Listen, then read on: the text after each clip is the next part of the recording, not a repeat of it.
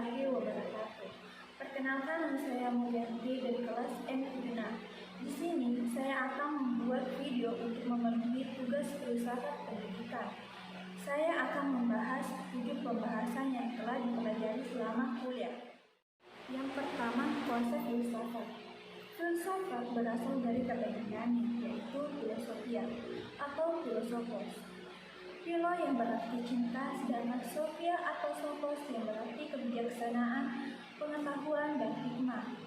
Sehingga dapat diartikan sebagai jumlah gagasan yang penuh dengan kebijaksanaan, pengetahuan, dan hikmah. Secara istilah atau terminologi, filsafat adalah suatu ilmu pengetahuan yang menggunakan masalah umumnya dan mendasar mengenai berbagai persoalan seperti pengetahuan, akal pikiran, eksistensi, dan bahasa. Dalam arti lain, filsafat adalah suatu kebijaksanaan hidup atau filosofia untuk memberikan suatu pandangan hidup secara menyeluruh berdasarkan refleksi terhadap pengalaman hidup dan pengalaman ilmiah. Dalam kata lain, filsafat tidak terdapat percobaan, tapi filsafat itu mengemukakan masalah secara persis, mencari solusi, serta memberikan argumentasi atas solusi tersebut. Kedua, objek kajian filsafat memiliki 2 objek, yaitu yang pertama, objek material. Ialah bahan yang diselidiki atau hal-hal yang dijadikan penyelidikan atau segala sesuatu yang ada. Maksudnya adalah ia memiliki 3 pengertian, yaitu ada dalam pikiran, ada dalam keyakinan, dan ada dalam kemungkinan. Dalam objek kajian filsafat ini terdiri dari 3 persoalan pokok, yaitu hakikat Tuhan, teologi dan hakikat alam, kosmologi, dan hakikat manusia, antropologi. Yang kedua, objek formal. Objek formal filsafat adalah sudut pandang dari mana hal tersebut dipandang. Objek formal filsafat itu menyeluruh, yang berarti bahwa dalam memandang filsafat dapat mencapai hakikat yang mendalam. Dan objek formalnya yaitu metode untuk memahami objek material tersebut, seperti pendekatan induktif dan deduktif atau usaha mencari keterangan secara radikal, mencari suatu keterangan yang mendalam sampai ke akar-akarnya. 3. Cabang-cabang atau aliran-aliran filsafat pendidikan. Pertama, cabang filsafat. Pada umumnya, para ahli membaginya dalam 6 cabang atau bagian filsafat, yaitu epistemologi, metafisika, logika, etika, dan estetika, dan filsafat ilmu. Saya akan menjelaskan sedikit gambaran tentang cabang-cabang filsafat. Pertama, epistemologi adalah cabang filsafat yang membahas pengetahuan. Dalam hal ini, yang dibahas asal mula, bentuk atau struktur, validitas, dan metodologi yang secara bersama-sama membentuk pengetahuan manusia. Yang kedua, yaitu metafisika, adalah cabang atau bagian filsafat yang membahas seluruh realitas atau segala sesuatu yang ada secara komprehensif. Ketiga, logika merupakan cabang filsafat yang menyelidiki lurus tidaknya suatu pemikiran kita. Lapangan dalam logika adalah asas-asas yang menentukan pemikiran yang lurus, tepat, dan sehat. Dengan mempelajari logika, diharapkan seseorang akan dapat menerapkan asas bernalar sehingga dapat menarik kesimpulan dengan tepat. Keempat, etika seringkali dinamakan filsafat moral karena cabang filsafat ini membahas baik dan buruknya tingkah laku manusia. Jadi, dalam filsafat ini manusia dipandang sebagai segi perilaku. Kelima, estetika adalah cabang filsafat yang membicarakan tentang keindahan objek dari estetika. adalah pengalaman akan keindahan. Dengan belajar estetika, diharapkan dapat membedakan antara estetika filsafat dan estetika ilmiah, teori-teori keindahan, definisi seni, nilai seni, dan teori penciptaan dalam seni. Yang keenam, filsafat ilmu. Ada yang juga disebut sebagai filsafat khusus, karena cabang filsafat ini membahas tentang hakikat ilmu, penerapan berbagai metode filsafat dan upaya mencari akar persoalan dan menemukan asas realitas yang dipersoalkan oleh bidang ilmu tersebut untuk mendapatkan kejelasan yang lebih pasti. Dengan demikian, penyelesaian masalah ilmunya menjadi lebih terarah. Jadi, sesungguhnya setiap disiplin ilmu memiliki filsafat ilmunya sendiri. Misalnya, filsafat hukum, filsafat pendidikan, filsafat sejarah, filsafat bahasa, filsafat ilmu kealaman, filsafat matematika. Yang kedua, aliran filsafat. Yang pertama itu aliran filsafat pendidikan progresivisme. Aliran ini mematuhi dan berusaha mengembangkan asas progresivisme dalam sebuah realita kehidupan agar manusia bisa survei menghadapi semua tantangan hidup. Yang kedua, aliran filsafat pendidikan esensialisme. Aliran ini merupakan aliran pendidikan yang didasarkan pada nilai-nilai kebudayaan yang telah ada sejak awal peradaban umat manusia. Yang ketiga, aliran filsafat pendidikan perennialisme.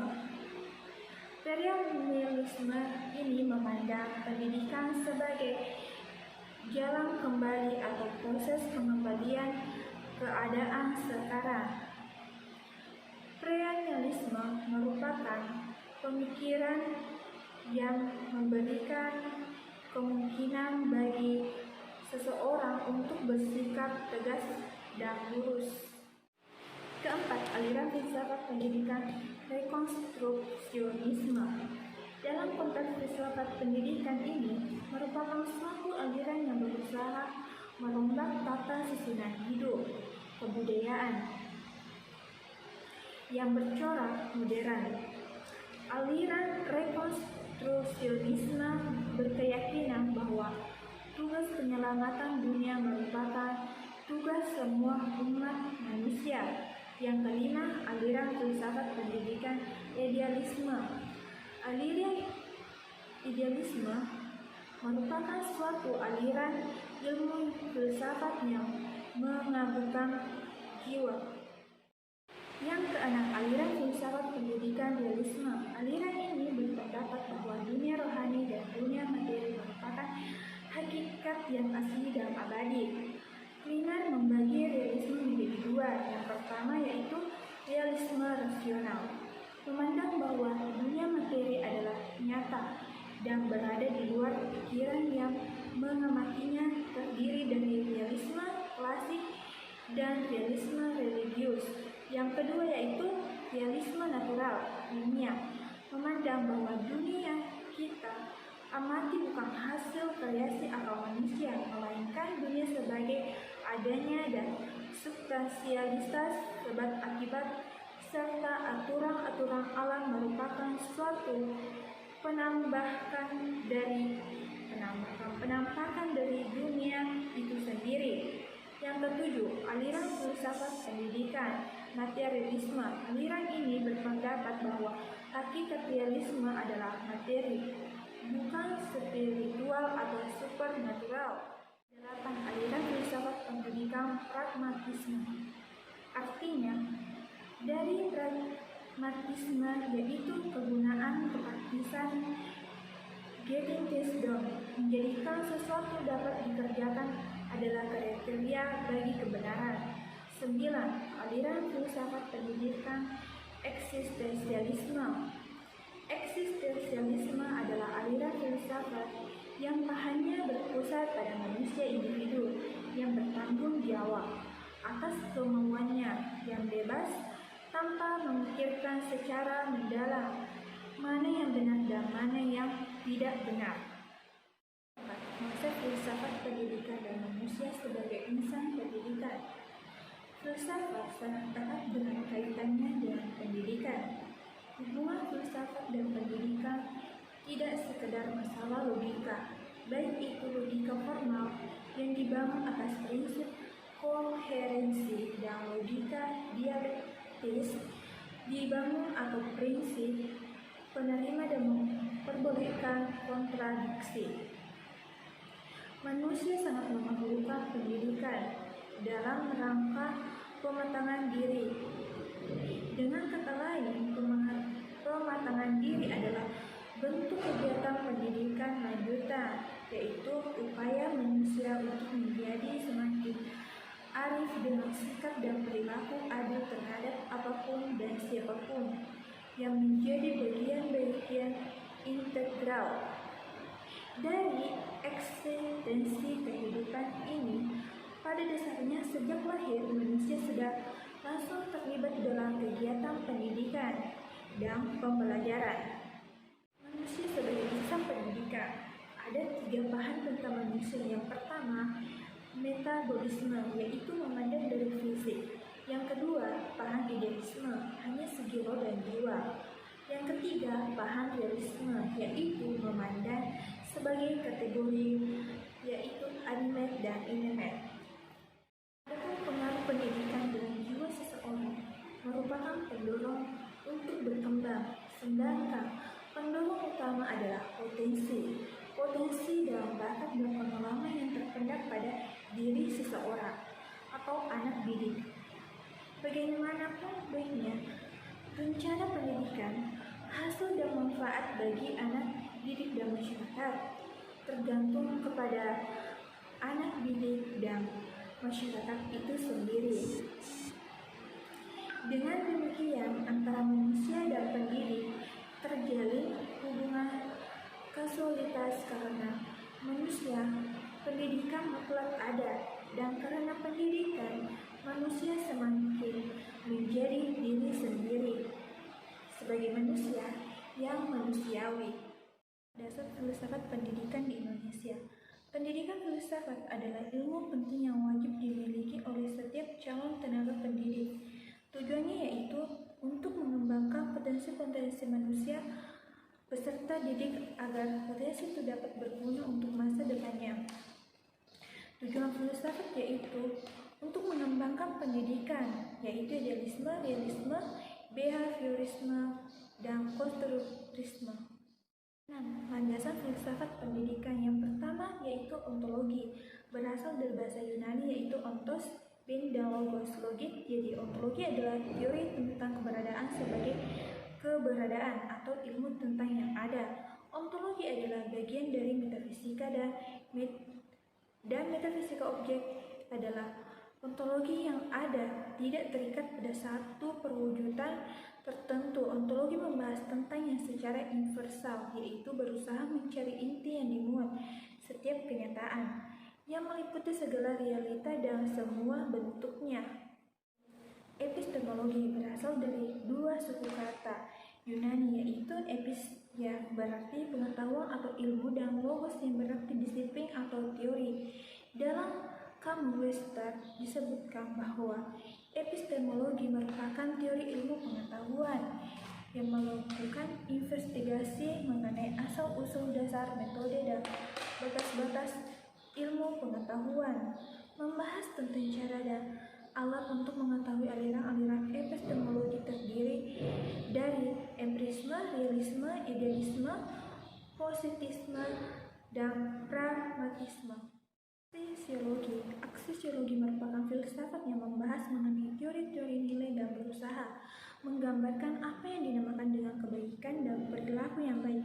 Bagian dari aksiologi adalah etika dan estetika, di mana etika itu menunjukkan pada nilai-nilai moral dan perilaku manusia, sedangkan estetika berkaitan dengan nilai keindahan dan juga seni. Yang ketujuh, pandangan atau paham filsafat pendidikan.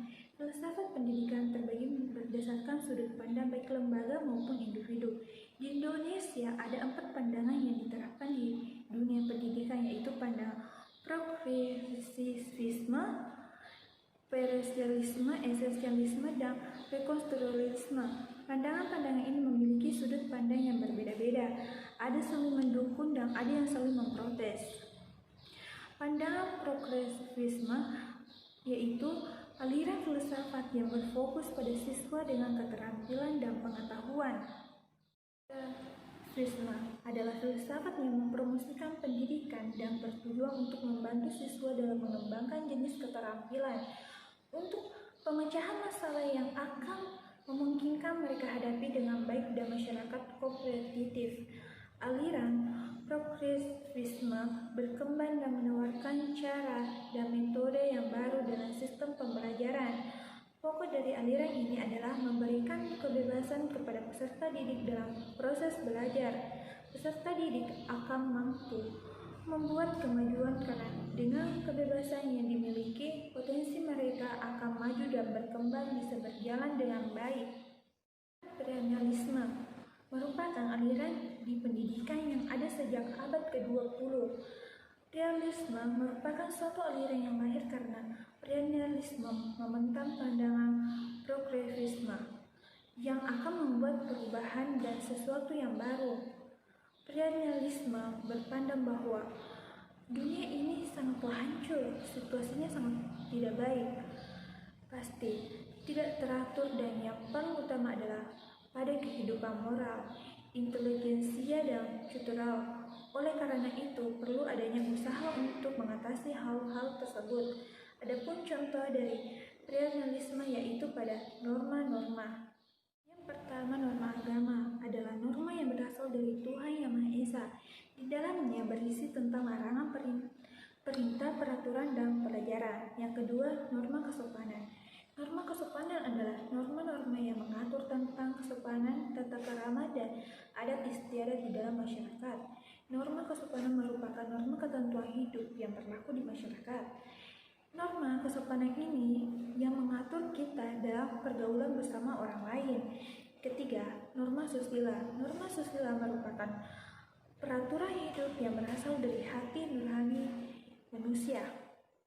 Dua, aliran esensialisme. Pandangan esensialisme adalah pandangan yang lahir untuk mendukung pandangan perennialisme dan memprotes pandangan progresivisme, tapi memprotesnya tidak secara menyeluruh. Pandangan esensialisme berpendapat bahwa peserta didik memiliki nilai esensial dan pengalaman pribadi yang dapat dikembangkan siswa di sekolah. Berasal dari kata esensial yang artinya bahan penyusunan kandungan. Esensialisme merupakan pandangan yang berpikir bahwa untuk mengembangkan kemampuan siswa harus menerapkan nilai-nilai yang telah diajarkan di sekolah.